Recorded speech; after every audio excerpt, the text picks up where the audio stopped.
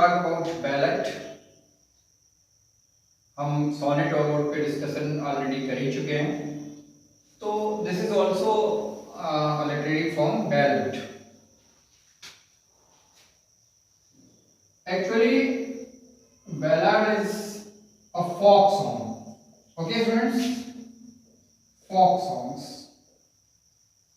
ठीक है, जैसे हमारे यहाँ आप जनरली समझ लीजिए कि हमारे यहाँ क्या होता है, आप मोहब्बत चले जाइए तो आला उदल है ना, इनके बारे में बहुत सारी स्टोरीज होती हैं. हमारे यहाँ भी वो क्या करते हैं, बहुत सारे लोग ढोलक पे लेके और इस तरह से उसको गाते हैं. तो इंग्लैंड में या स्कॉटलैंड में या उससे पहले फ्रांस में इस तरह का जो काम किया जाता था, उस तरह के उस गीत को, उस लोकगीत को, उस फोक सॉन्ग को बैलेड कहा जाता था. ठीक है ना, ये बात समझ लीजिए आप. तो अगर हम बात करें कि बैलेड, इंग्लिश में हम बात करें कि बैलेड की डेफिनेशन क्या होगी, तो हम ये कह सकते हैं कि ये एक वर्स की ऐसी फॉर्म है जो नरेटिव होती है और म्यूजिक के साथ सेट होने वाली होती है. Means we can give a definition to the ballad. क्या कि अ बैलेड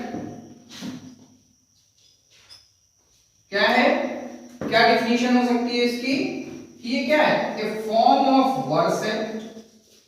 वर्स समझते हैं ना आप तो, मीन्स पोएट्री, कोई भी ऐसी चीज जो वर्स में की जाए, यानी जिसको हम गा सकें, जिसको हम म्यूजिक के साथ गा सकें, दैट इज वर्स. तो a ballad a form of verse है और कैसी होती है, ऑफन नरेटिव है ये. ओके, इसका जो स्ट्रक्चर है वो कैसा है, नरेटिव है. मींस ये शॉर्ट पोएम नहीं, नरेटिव होगी. तो ए फॉर्म ऑफ वर्स है और कैसी है ये, this is often narrative and set to music. Okay, so क्या डेफिनेशन हम दे सकते हैं बैलेड को, कि a ballad is a form of verse often narrative set to music. या हम इस तरह भी इसको कह सकते हैं कि ये बैलेड क्या है, a ballad is a poem that क्या करती है, ये टेल्स अ स्टोरी.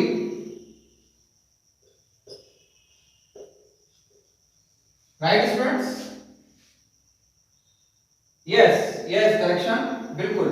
क्या होगा कि ये स्टोरी होती है. जैसे मैंने आपको बताया कि ये क्या है, जैसे हमारे यहाँ देखिए आप, आला उदल तो बहुत पॉपुलर है, बहुत प्रचलित है और सभी लोग जानते हैं उसके बारे में. तो बहुत सारे लोग क्या करते हैं, जो आला उदल को पढ़ने वाले लोग हैं, उसको गाने वाले लोग हैं. आला उदल एक कहानी है.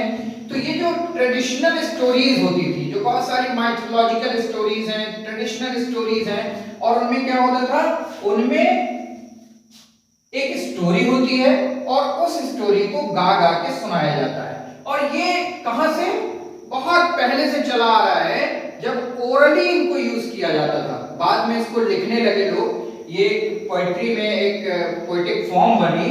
लेकिन उससे पहले क्या था, उससे पहले लोग डोर टू डोर गाया करते थे. स्कॉटलैंड में तो ये कल्चर बहुत पॉपुलर थी, तो लोग डोर टू डोर गाया करते थे. तो इस तरह का कोई कंपोजिशन, इस तरह की कोई रचना, इस तरह की कोई creation, it is called a ballad.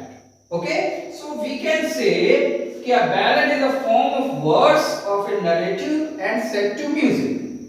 And दूसरी चीज, अगर हम दूसरे शब्दों में इसको समझने की कोशिश करें, तो a ballad is a poem that tells a story. ठीक है ना, it tells always a story. आपको ध्यान रखना है, what is ballad, that tells a story. और कैसे स्टोरी बताती है वो, in 4 line stanza, in 4 line stanza, है ना. और 4 लाइन स्टैंजा क्या होता है, मैं आपको बता चुका हूं पहले भी. जैसे हम क्या कहते हैं, क्वाट्रेन कहते हैं. क्या कहते हैं, क्वाट्रेन, है ना. 6 लाइन का स्टैंजा है तो सेस्टेट है, 3 लाइन का स्टैंजा है तो टर्सेट है, 4 लाइन का स्टैंजा है तो क्वाट्रेन है, और 2 लाइन का स्टैंजा है तो कपलेट है. ओके, सो इस तरह से 4 लाइन स्टैंजास में इसको लिखा जाता था, जिसे क्वाट्रेन ठीक है ना? Okay students, you got?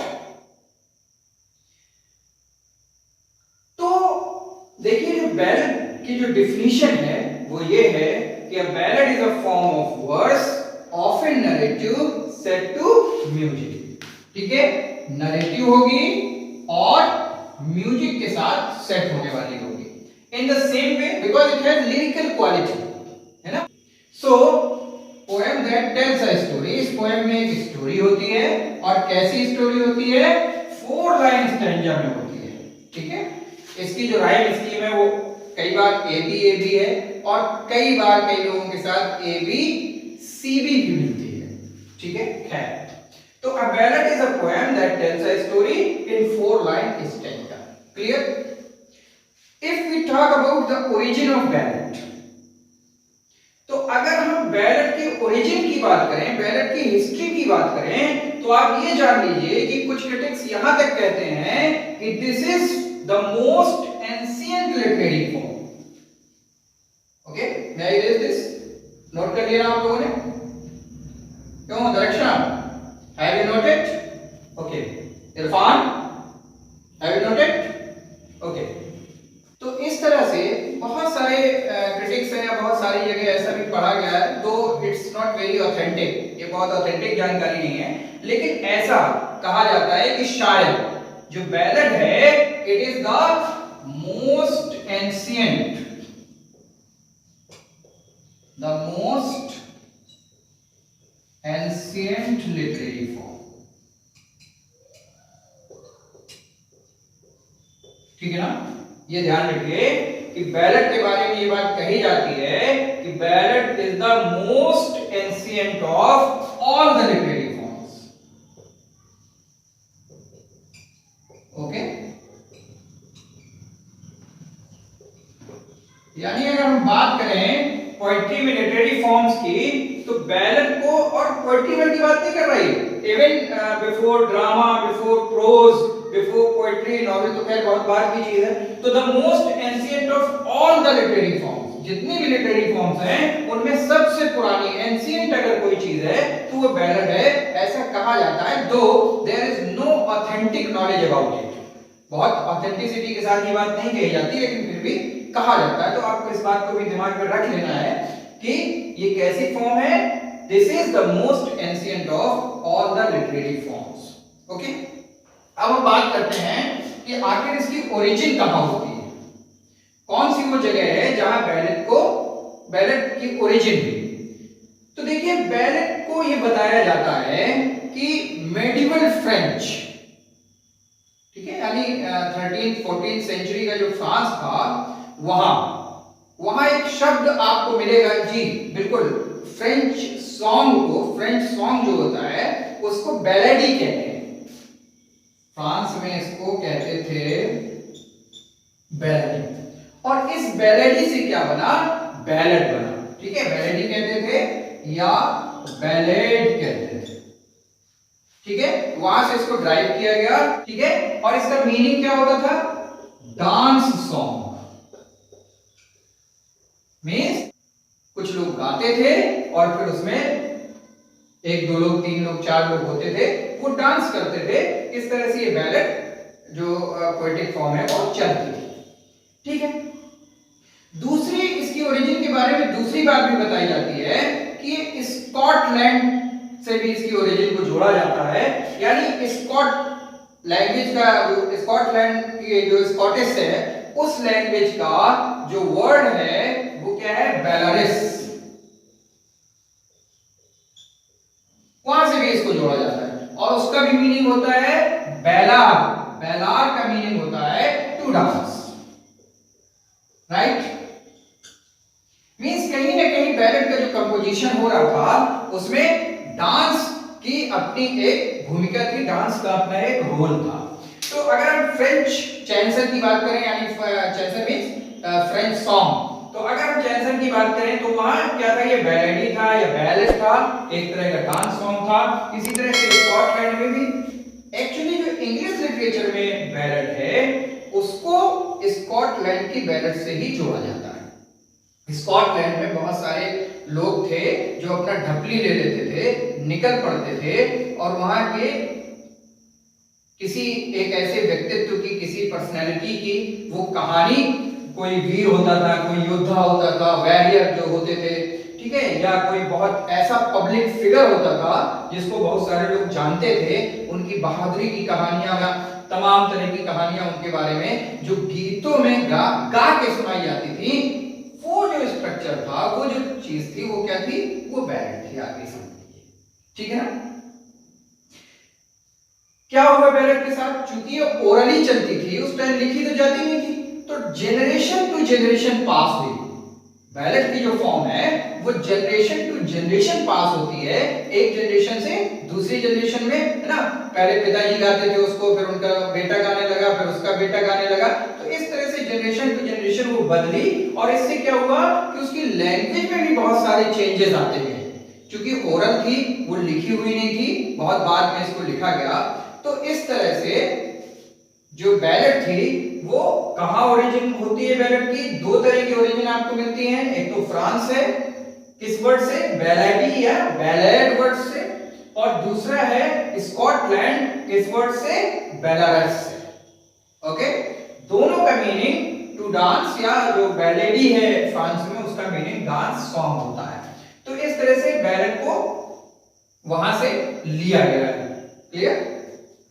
So students, अगर हम बैलेट की कैरेक्टरिस्टिक्स की बात करें तो तीन चीजें किसी भी बैलेट में बहुत जरूरी है, ठीक है? एक क्या? एक तो है स्टोरी, यानी बैलेट क्या है? जैसे कि मैंने आपको बताया, कोई स्टोरी है जिसको गाया जा रहा है, यानी पोएट्री की फॉर्म में जिसको प्रेजेंट किया जा रहा है, ऐसी स्टोरी, ठीक है?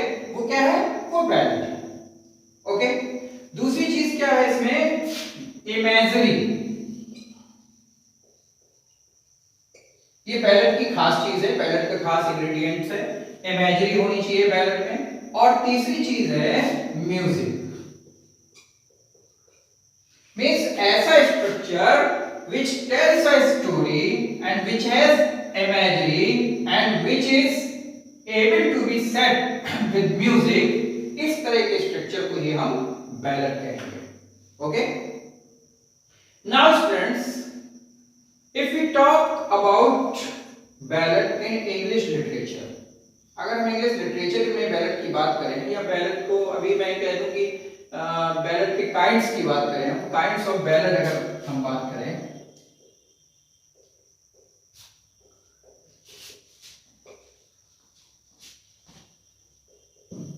है ना? तो दो इसमें इंपॉर्टेंट काइंड्स हैं, लेकिन हैं तीन, ठीक? वो क्या है कि एक तो है ट्रेडिशनल बैलेट्स,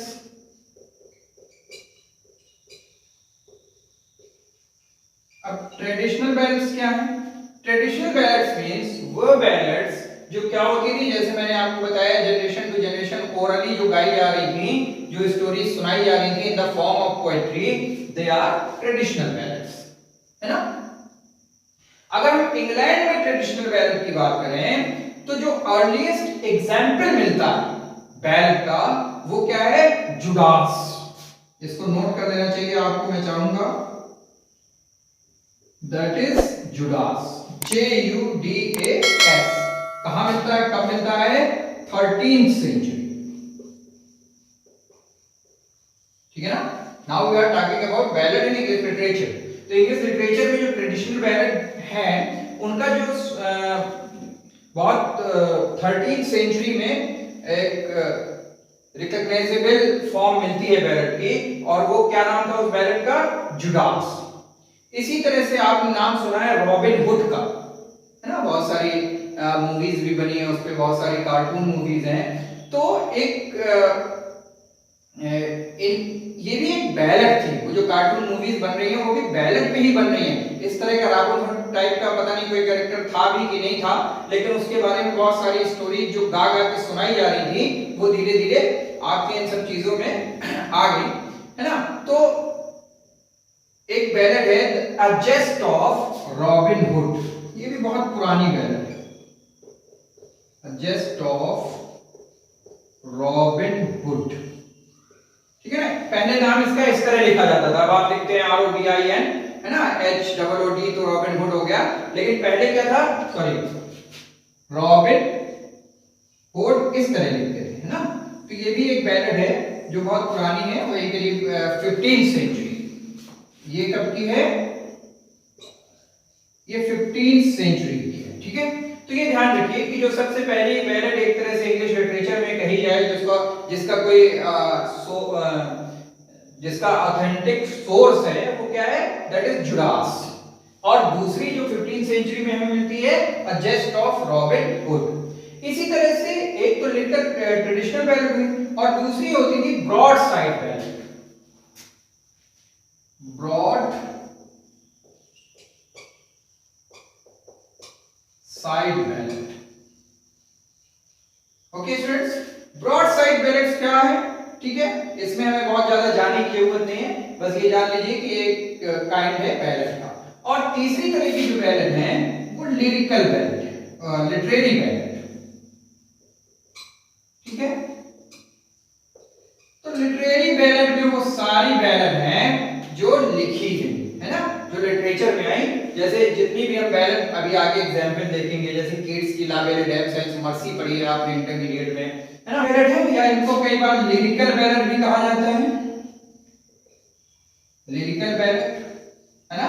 इससे आपको एक चीज याद आनी चाहिए, क्यों भाई डायरेक्शन, लिरिकल बैलेट से कुछ याद आया, यस ऑफ कोर्स, है ना। ये क्या था, इसको किसने लिखा था, हाँ, विलियम वर्ड्सवर्थ और एसटी कॉलरिज ने, बिल्कुल सही, ठीक है। तो इस तरह से लिरिकल बैलेट या लिटरेरी बैलेट, इनको लिटरेरी बैलेट भी कहा गया, लिरिकल बैलेट भी कहा गया। और ये कब में मिलती हैं, रोमांटिक मूवमेंट में, ठीक है, from the later 18th century, 18th century के आसपास, मींस रोमांटिक जो एज है हमारी, वहां पे हमको लिटरेरी बैलेट या लिरिकल बैलेट मिलती है। तो ठीक है, ये हम इसकी हिस्ट्री की बात है और ओरिजिन की बात है, और लिटरेचर में कहां-कहां कैसे बैलेट है। अब हम स्टूडेंट चाहते हैं कि कुछ बैलेट ऐसी हैं जिनके बारे में जान लेना जरूरी है कि उनको किसने लिखा। इसलिए जरूरी है उनके बारे में जान लेना, क्योंकि कभी-कभी इस तरह पूछ लिया जाता है कि वो बैलेट का नाम ले देता है और आपसे राइटर पूछ लेता है, या बैलेट का नाम लिख देता है और आपसे ये पूछ लेता है कि ये ओड है कि बैलेट है, सोनेट है, या ड्रामेटिक मोनोलॉग है, यानी किस फॉर्म ऑफ पोएट्री को ये जो कंपोजिशन है ये बिलोंग करता है। ये कुछ नाम मैं यहाँ पे लिख रहा हूँ बैलेट के और उनके राइटर्स के, दीज आर वेरी इंपॉर्टेंट, सो आप लोगों को नोट करते चलना है मेरे साथ, ठीक है ना। तो देखिए, सबसे पहले है एक बैलेट है जो काफी फेमस है, राइम ऑफ द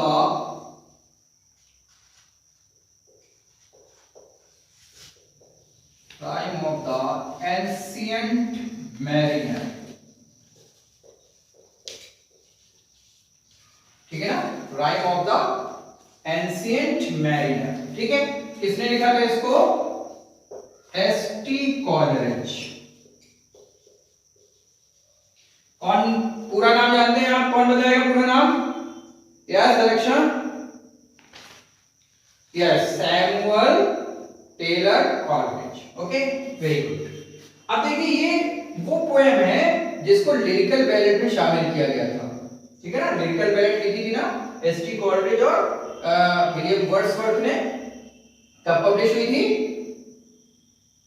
1798, ओके, है ना। And this is the beginning of the romantic as. आपको ये भी याद रखना है कि अगर आपसे ये पूछ लिया जाए कि रोमांटिक एज की जो बिगिनिंग है वो क्या है, 1798, और कब तक चली, टू 1850, है ना। The period of romantic age is 1798 to 1850। और 1850 किस लिए इंपॉर्टेंट है, yes, Wordsworth was died in 1850। Date याद है किसी को, हाँ, 23 अप्रैल, ओके। ये इस तरह भी याद रख सकते हैं आप कि शेक्सपियर की डेट ऑफ बर्थ भी 23 अप्रैल है। 23 अप्रैल कब पैदा हुए शेक्सपियर, 1564। और शेक्सपियर की जो डेट ऑफ डेथ है वो भी क्या है, Shakespeare was died on the same date, यानी 23 अप्रैल। और कौन सा ईयर है वो, 1616 में, करेक्ट। इसी तरह से वर्ड्सवर्थ की डेट ऑफ डेथ क्या है, 23 अप्रैल है, और कब, 1850। क्लियर है, okay. So rhyme of the ancient mariner, ये इसने एसटी कॉलेज की काफी फेमस पोएम है, नोट करते चलो, बिल्कुल नोट करते चलो। और अब हम बात करें एक पोएम और है जो आप लोग अच्छी तरह से जानते हैं, ला बेले डैम सैंस मर्सी, है ना। किसने लिखा था इसको, जॉन कीट्स। अरे भाई पढ़ के आए हो आप लोग, इंटरमीडिएट में ये पोएम थी आपके, है ना। ला बेले डैम सैंस मर्सी, ये एक बैलेड है, and who has written this, John Keats. Okay, कहां से, इसका जो टाइटल है ना, ये फ्रेंच लैंग्वेज में लिखा हुआ है। Do you know this title is in French, la belle dame sense mercy, है ना। फ्रेंच में मर्सी को इस तरह लिखते हैं, इंग्लिश में कैसे लिखते हैं, MERCY होती है, कंफ्यूज होने की जरूरत नहीं है। ओके, ठीक है। इसी तरह से एक और पोएम है जो काफी फेमस है, और वो है during wind and rain. During wind and rain, है ना। जो लोग देखिए ऑनलाइन मेरे वीडियोस को देख रहे हैं, आप लोग भी जब यहाँ से आप क्लास छोड़ के जाते हैं और मेरे वीडियोस को घर पे देखते होंगे, अगर देखते हैं तो ये करना है आपको। देखिए एक तरीका है इसका, क्या तरीका है, आप कुछ भी कर रहे हैं वीडियो को ऑन करके रख दीजिए, क्योंकि इसमें देखने जैसा बहुत ज्यादा कुछ नहीं है, ठीक है। समय मिले देखिए, लेकिन सुनने की बात ज्यादा है। तो आप कुछ भी कर रहे हैं, आप उसको ऑन करके रख लीजिए। खासतौर से लड़कियों के लिए मैं ये बात ज्यादा कह रहा हूँ, तमाम काम घर का करती रहती हैं वो, क्वेश्चन था, यस, हाँ। तो आप बर्तन मांज रही हैं, इट्स ओके, क्या करिए, इसको ऑन करके रख लीजिए। क्या होगा, आप सुनते रहेंगे। जब आप किसी चीज को बार बार सुनते हैं तो आपको याद होने लगती है ना। और यही हमें करना है, यही हमारे काम आना है एग्जामिनेशन में, ठीक है। तो ये ध्यान रखिए कि ड्यूरिंग विंड एंड रेन ये एक पोएम है, और ये किस कैटेगरी की पोएम है, बैलेड है। किसने लिखी है, थॉमस हार्डी ने। जानती है ना थॉमस हार्डी का नाम, जानते हैं आप लोग, बिल्कुल, हाँ। नॉवेलिस्ट ये अच्छे थे, नॉवेल में इनका नाम बहुत है।